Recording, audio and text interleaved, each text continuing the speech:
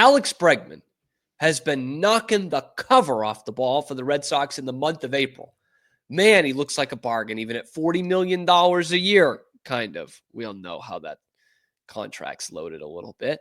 But he's got a player option after this year. It's technically a 3-year deal, but it could basically only be a 1-year deal. And Bregman was awesome, man. In his first 30 games, 331, 6 homers, 23 RBI. He adds to that total last night in game number 31. Second in MLB in doubles, third in MLB in total hits. He is absolutely crushing it. And how about this through the first month? 26 games, 119 plate appearances, 350 average, 429 on base, 660 slugging, 1.089 OPS, 7 homers, 11 doubles, 24 RBI. And by the way, this is usually the worst month of his career. Bregman always starts slow in April. But here are the Astros fans watching baseball through their hands for the first time in a decade, seeing that the best hitter in the AL right now, outside of Aaron Judge, is Alex Bregman, and the best hitter in the NL is Kyle Tucker. The 2 guys they let walk have been terrific.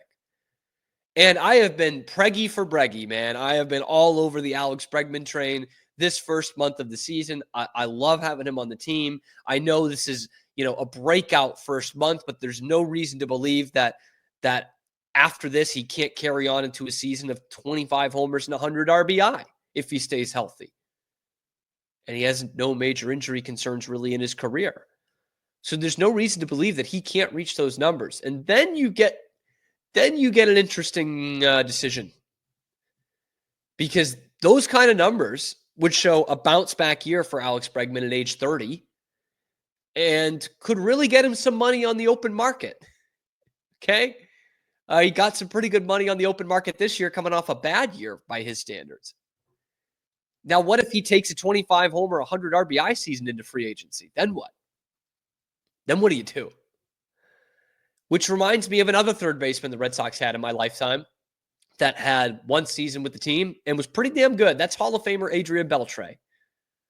It's one of the great misses in Red Sox history. Theo Epstein, in that book, The Cubs Way, which was written by Tom Verducci, said it was half of his biggest regret with the Red Sox.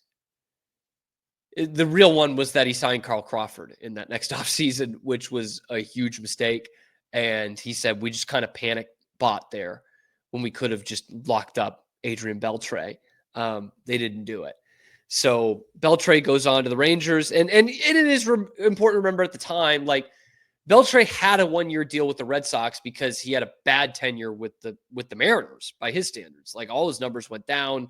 It looked like his career was on life support at age 31. And he came to the Red Sox, had that breakout year, then goes to the Rangers and continues to be a Hall of Famer, right? With Bregman, it's not necessarily that case. He comes off 1 down year. The Astros decide to move on. And here he is knocking the cover off the ball again. And he loves Fenway. He has his whole career. He's hit really well at Fenway. So, again, it's reasonable to project a 25-homer, 100 RBI season or somewhere close to it, hitting in the middle of this order, which should have a lot of guys on base. Looking back at Beltre's 2010 season, oh, man. By the way, his April was his worst month. He only hit 5 doubles, no homers, 9 RBI. He only had 80 at-bats in the month of April. Now he finishes with, 49 doubles, 28 homers, and 102 RBI, hitting 321 and going for a 919 OPS for the whole season. That sounds like a season Alex Bregman could put up right now. And then what do? You've got good prospects in the pipeline right now. You don't have a third baseman.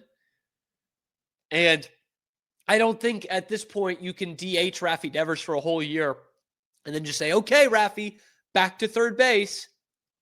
You're going to be in a heck of a predicament if Alex Bregman continues to have the year he's having and has something like a Beltre 2010 season. It's not crazy to think he'll be close to that 28 homers, 102 RBI. Then we're going to really see if this ownership wants to put their balls on the table and continue to spend money to have a contender.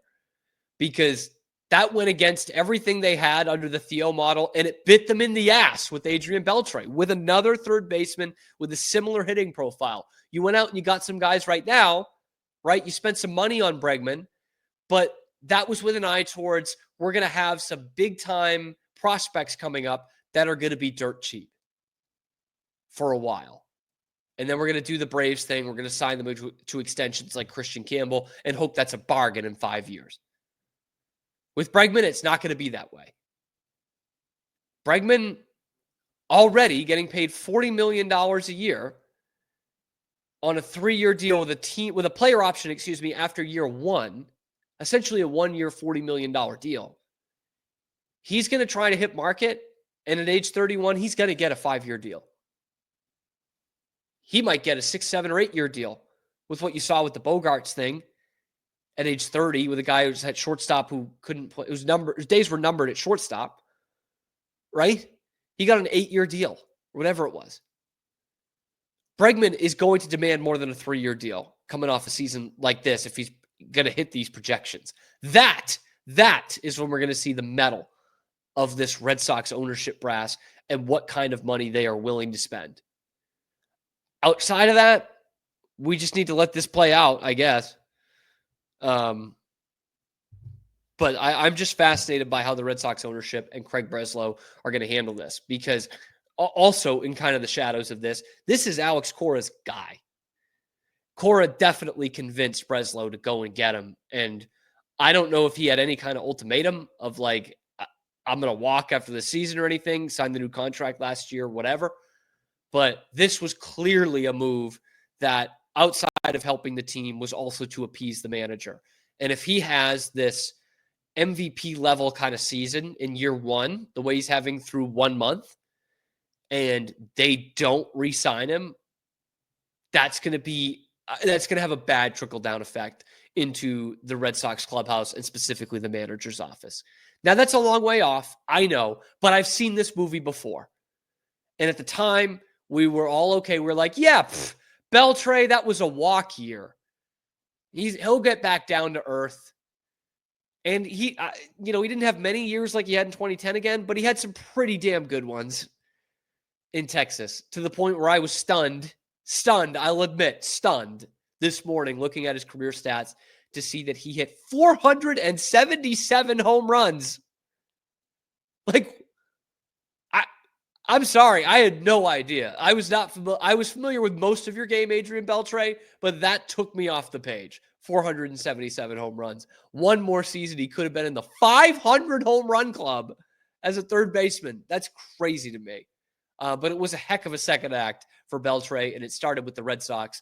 I think they will be really, really gutted if Alex Bregman has a similar second act to his career the way Beltre did, because through the first whatever season, you take out 48 home runs in 2004 for Beltre, their numbers are pretty similar, him and Bregman, through their age 30, 31 season.